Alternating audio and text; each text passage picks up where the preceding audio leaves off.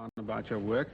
And let's talk first a little, if we may, about your book, The Gutenberg Galaxy, where you argue that for a long time, without actually understanding it, we've been living in a culture in which our whole way of looking at the world has been determined by typography, by the successiveness of print and so on. Would you like to enlarge on that a bit? Well, I remember I decided to write that book when I came across a piece by J.C. Carruthers, a psychiatrist, on the African mind in health and disease, describing the effects of the printed word on the African populations.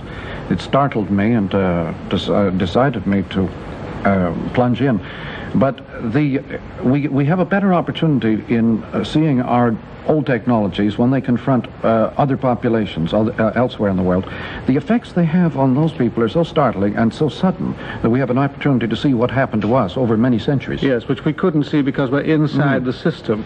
Yeah. Don't you say that what happened was that we got used to having our information processed as it is in print. That is to say, it's set out successively, whereas at the root of your thoughts, perhaps, there's the view that we can see the world as an image instantaneously, but that we've chosen, under the pressure of a technology, to set it out successively like a block of print. Well, every technology has its own ground rules, as it were. It decides all sorts of arrangements in other spheres. The fact of script and the ability to make inventories and collect data and store data changed many social habits and processes back as early as 3000 BC. However, that's about as early as scripts began. The effects of rearranging one's experience, organizing one's experience by these new extensions of our powers, are quite unexpected. Perhaps one way of putting it is to say that writing represents a high degree of specializing of our powers. Yes.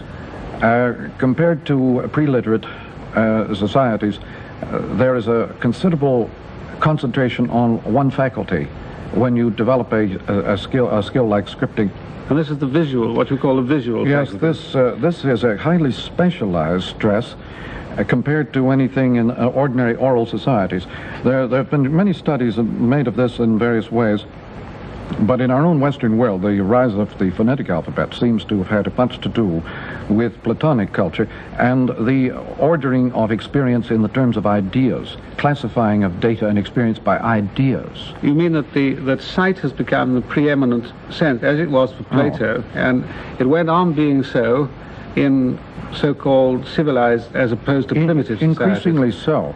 Till it reached the climax with the invention of printing. Printing stepped it up to a considerable pitch, yes. Now, how would you describe the impact of the invention of the printing press? Give us some instances of what happened as a consequence of this. It created almost overnight. It created what we call a nationalism. What in effect was a public.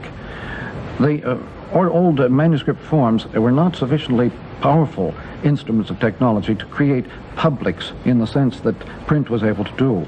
Unified, homogeneous reading publics. Everything that we prize in our Western world in matters of individualism and separatism and of unique point of view, private judgment, all those factors are highly favored by the printed word and not really favored by other forms of culture, like radio or earlier even by manuscript.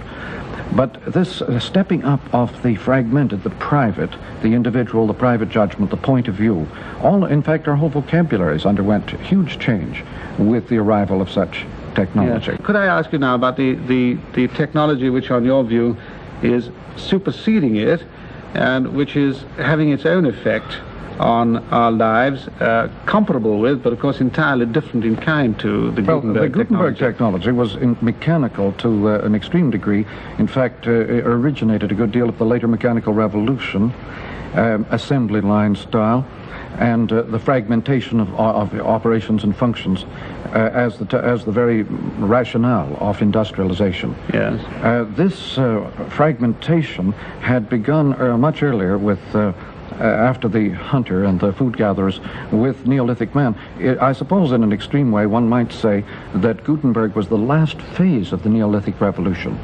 Gutenberg plus the Industrial Revolution that followed was a pushing of specialism that came in with the Neolithic man, the Agrarian Revolution, a pushing of specialism all the way, and then suddenly we encounter the electric or electromagnetism, which seems to have a totally different principle. Is it, for some people feel, an extension of our nervous system, not an extension of merely of our bodies. If the wheel is an extension of feet and tools of hands, back, arms, the electromagnetism seems to be in its technological manifestations an extension of our nerves and becomes mainly an information system.